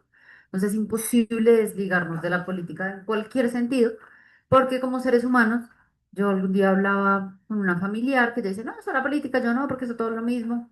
Y yo le decía, o sea, creyentes o no creyentes, somos personas que necesitamos salud y entonces necesitamos acceder a un sistema de salud y que entonces si trabajamos nos regimos por unas leyes de trabajo y si nos queremos pensionar entonces estamos metiendo nuestros recursos a un fondo, o sea, por todo lado, así lo queramos o no lo queramos, estamos, la política tiene que ver. Entonces es muy difícil, solo por ser humanos ya no nos podemos salir de ahí, pues por ser cristianos menos. Eh, Me gusta mucho algo que Marta nos decía cuando hablaba de Jesús, y era como hacer el foco en esos temas como del mensaje de Jesús. Y justamente últimamente he hecho un ejercicio, hace poquito les contaba en otro diálogo, que ando resaltando la Biblia con diferentes colores, y entonces se los conté un día que leímos Oseas, creo, y que yo tengo Oseas casi en rojo, como de, "Ah, Oseas no". Y por otro lado hay otro color que les cuento hoy, es el azul, y el azul es como cosas, eso me inspiró el profeta Amós, y entonces el azul lo estoy empezando a utilizar para cosas en donde los profetas dicen, hablan y dicen, Dios me dijo esto. Entonces yo decía, si bien como que la iglesia tradicionalmente nos anda hablando de no al aborto y no a los gays y no a las lesbianas y no, no, yo decía, espera, ese es el mensaje de la gente, ese es el mensaje de los medios, es el mensaje que sale. Pero si no, si empiezo a poner en azul las palabras, un poquito intentando extraer lo que dicen los profetas que decía Dios, cuáles son las temáticas más regulares. Y, por ejemplo, ahorita recién estoy empezando Ezequiel Y solo en el resumen del libro, porque como hasta ahora lo estoy empezando, voy en el capítulo 2, pero en como en el resumen del libro que estaba haciendo, que hice el inicio del devocional, se tocaba el tema de la injusticia social. Y entonces yo decía como, o sea, no sé si es que yo estoy siendo sesgada, si es que estoy omitiendo, porque al final igual leo toda la Biblia, pero yo sí veo que hay dentro del cristianismo una temática muy importante en muchos temas, como las personas más desfavorecidas, como la justicia social, como la paz. Y entonces en ese sentido yo digo, estamos como muy perdidos porque y me he encontrado, de hecho, una amiga cristiana no sé cómo se enfachó, o si sé, o si sé, si sabemos todos. Y yo decía, y entonces ella puso un video como, ¿cuáles son como, por qué cosas nos debemos guiar los cristianos para elegir un candidato? Y entonces era como no, cosas fachas. No, no, no, eran como cosas que yo decía, ¿en dónde? O sea, yo estoy leyendo otra Biblia o qué pasa que yo no encuentro esto que dice acá. Y en esa misma lista, o sea, hasta guardé el video, dije, y en esa lista, ¿dónde está lo que yo estoy encontrando en la Biblia? O sea, estoy como perdida. Entonces, he llegado a la conclusión de que sí, hay un discurso cristiano político en donde nos han vendido que es que defender ser cristianos en política y apoyar candidatos en política es apoyar al que dice no al aborto, es apoyar al que dice no a lo que a lo que todavía es muy confuso respecto a lo que es la ideología de la gente de género que la acomodan como a cosas. Casi que fin, o sea, casi que esos son sí, la familia, como que dicen la familia, pero pues, o sea, una familia, como una familia tiene salud, entonces, pero no es como la familia, o sea, bueno, es un discurso muy superficial y de fondo, que es lo que queda de fondo. Entonces, otra reflexión que hacía, ya con esto cierro porque todos los que hemos hablado hoy hablamos mucho. Eh, yo hace poco como que pensaba y también, no sé a quién le expresaba, y yo decía, yo hace mucho tiempo hice como un ejercicio y yo dije, bueno, vamos a creerle a la gente que dice que defender el cristianismo es defender, no sé, voy a poner un ejemplo. Hay que decirle no a la ideología de género. Entonces yo le decía a alguien, o hay que decirle no al aborto. Entonces yo le decía a alguien, listo, cogemos y votamos por gente que dice no al aborto y la legislación prohíbe el aborto. ¿Deja de existir el aborto porque esté prohibido? No, de hecho el aborto existe siendo legislado o no siendo legislado, y tengo entendido que la legislación tiende a disminuir los casos de aborto en vez de ampliar. Entonces yo le decía a alguien, para mí sí es fundamental que la política toque temas en donde de verdad pueda generar cambios. Entonces, si el aborto es legislado o no, no deja de existir, no se cambian corazones, no estamos llevando un mensaje para que la gente deje de abortar por las razones correctas y no ay, no es que está prohibido. Mientras que desde la política, ¿no? En campos de derechos de las personas, de decir yo defiendo la familia, pues defiendo que el núcleo familiar tenga acceso a salud, defiendo que el núcleo familiar tenga acceso a trabajo digno, defiendo que las familias sean como nos las han vendido, o sean familias diversas, que de hecho en Latinoamérica es lo más común. O sea, creo que en Latinoamérica la familia más común es una familia sin papá, eh, que cero está en lo que nos han vendido las imágenes de un papá, una mamá y un hijo. Eso es re mentira. O sea, pues bueno, en mi caso es verdad, tengo a mi papá y mamá, pero en realidad somos una excepción. Eh, entonces yo decía, de verdad creo que nuestro deber como cristianos, y era más como compartirles ese pensamiento, está en eso, en decir, cómo, cómo apostamos a la dignidad humana en campos en donde la política sí tiene una trascendencia, sí hace cambios reales, como todos esos, como educación, como trabajo, como salud, como todas esas cosas que tienen mucho que ver con la dignidad de las personas, que le tiran a los más vulnerables, porque muchas veces las políticas tradicionales le han tirado es a las personas que más tienen, a los que más tienen recursos, y a que ellos sigan guardando sus intereses, y cómo hacernos que la política realmente cada vez sea más igualitaria, que acceda y que le dé beneficios. Me gustó mucho eso que decías en el punto 3.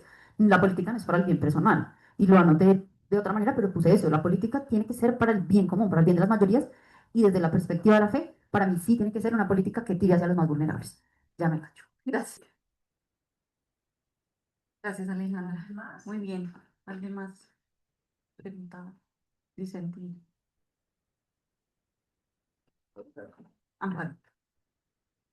Yo solo quiero darle las gracias a Marta porque, bueno, pues no había tenido la oportunidad de que alguien me hablara sobre los proyectos de este gobierno y, pues ¿cómo te digo? Me pudiera sacar muchas dudas que tenía todavía en mi mente. Entonces, de verdad, muchas gracias por por esa, esa explicación, por haber venido. Gracias. Bueno, muy bien, ya saben por qué le dice la profe, que ya explica todos los temas, muy ampliamente, pedagógicamente. Bueno, ¿nadie más preguntas? Entonces, si te parece ya así, podríamos cerrar el espacio, agradecer profundamente a Marta. Creo que pues sí hay muchas tareas y para seguirnos pensando, ¿no? Y reflexionando también a partir de la fe. Creo que si elegimos también, si una persona profesa su fe, como lo ha dicho Marta también, y tiene un cargo legislativo, también pues tiene unos compromisos más, no con sus feligreses, con su identidad confesional, sino también pues con el bienestar del pueblo, ¿no? En general. Creo que si uno llega también, y eso también es una equivocación de parte de mucha gente cristiana. Dice, ay, es que si elegimos un presidente que va a legislar para los cristianos, y eso no es verdad, porque pues vivimos en un estado laico y en un estado de derecho y democrático, que la persona que se elija, independientemente de su confesión religiosa, tiene que legislar según la que pues no la Biblia, sino según la Constitución, ¿cierto? Porque ese es como el documento base de nuestra democracia. Entonces, si sea evangélico, católico, ateo, bautista, bueno, e hinduista, dependiendo de su espiritualidad, él tiene el deber constitucional de legislar para todo el pueblo colombiano, ¿cierto? Entonces, creo que eso también es importante dejarlo claro que no existen los políticos o una forma de legislar confesional, porque eso iría también en contra de la Constitución. También dejar claro que como iglesia nosotros damos libertad a las personas y así lo hemos hecho desde hace 9 años que empezamos con este proyecto de Diálogos y Fe.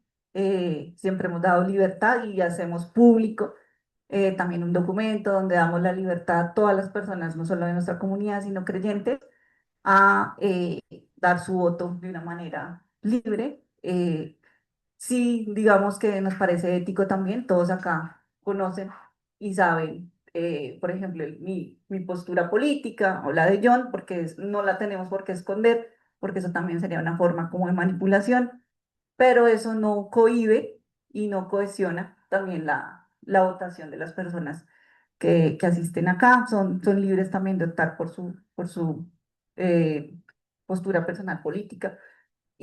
Pero sí también nos hemos preocupado mucho porque sea un voto que las personas puedan conocer los candidatos y conocer las propuestas de los candidatos y de esa manera ya informada y consciente poder dar un voto, ¿sí? Haciendo un ejercicio personal, autónomo y libre sobre su candidato de la preferencia. Creo que también es importante mencionar que pues nuestra vocación como iglesia es la paz y conversando con otros cristianos de otras iglesias diferentes, que piensan diferente a nosotros, también me he encontrado con que no, pero es que la paz fracasó. Y bueno, sí, puede ser que en este gobierno ya hemos hablado de eso, que muchas cosas no se hicieron bien, pero otras sí, y yo creo que la paz sí o sí tenemos que seguir, persistir en la paz, ¿sí? Porque preferimos un proceso de paz como el que firmaron hace 16 años la FARC y el gobierno, imperfecto a una paz, a una guerra perfecta, ¿sí? Entonces hay que insistir, insistir, insistir, pues en el proceso de paz con el gobierno, independientemente que esté, hay que insistir en seguir la paz, porque creo que eso también es como nuestro deber como cristianos. Y bueno, no sé si tú quieres para cerrar decir algo más. Muchas gracias. No, muchas gracias por la invitación, por el diálogo. Muy lindo saber que existen este tipo de comunidades. Yo realmente pues vengo de una muy parecida, un poquito más grande, más vieja, ¿no? La iglesia menonita de Ibagué tiene 50 años, creo que más, este año ya cumple como 54. Em, pero es una comunidad también muy de familias, muy de amigos, muy íntima. Y creo que ese ejercicio hay que seguirlo haciendo. Tenemos que orar mucho, mucho por este país, por transformar desde adentro lo que somos los colombianos. Les digo, para mí ha sido muy duro espiritualmente, casi que al punto de uno a veces claudicar y decir, no vale la pena luchar por un país distinto. Ha sido muy duro y yo sé que eso es pues una prueba que Dios me está poniendo para decir, no, señor, tiene que superarlo porque pues mi historia toda desde que tengo uso de razón ha sido el trabajar por cambiar el país. Imposible que uno teniendo un alto cargo como este, pues al contrario se desestimule en la lucha. Entonces ha sido una prueba espiritual muy, muy dura. Así que creo que tenemos que orar mucho. Tenemos que orar mucho porque Dios nos ayude a cambiar desde adentro a la gente. Yo creo que sí se está dando un cambio muy impresionante. O sea, yo sí creo que las conciencias de los colombianos y colombianas están cambiando, que hoy somos más conscientes de qué genera la violencia, que hoy como cristianos tenemos que hacer también un ejercicio de lectura contextual. Hay la Universidad de la Biblia, creo que se llama la Universidad de Costa Rica, se llama la Universidad de la Biblia.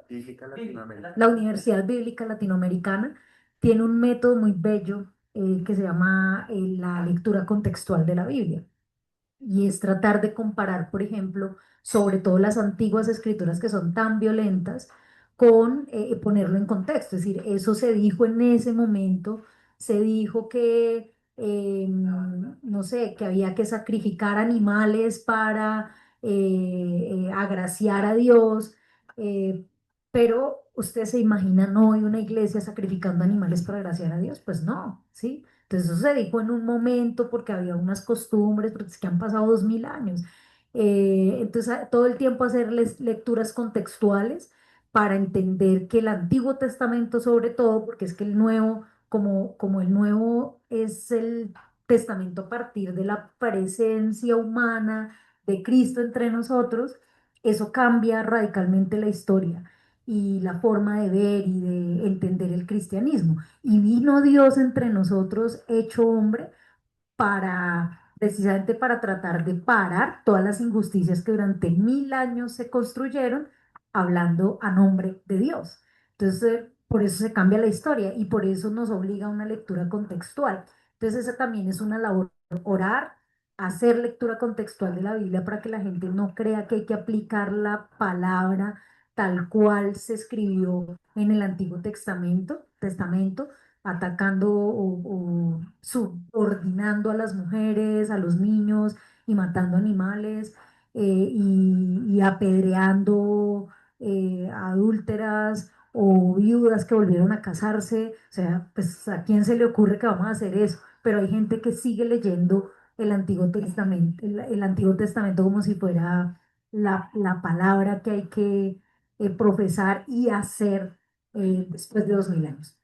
Y eso pues es una responsabilidad nuestra también pedagógica y teológica. Entonces, pues bueno, agradecerles mucho por el diálogo, decirles que tenemos una responsabilidad enorme espiritual en oración y ética en acción. Y pues que eso, ay, con el pocillo, mi amor, cuidado con el pocillo. Con el vaso. Que tenemos una responsabilidad espiritual y ética y que eso hay que hacerlo así, en diálogos permanentes, en nuestros espacios de culto, en nuestros diálogos familiares y comunitarios.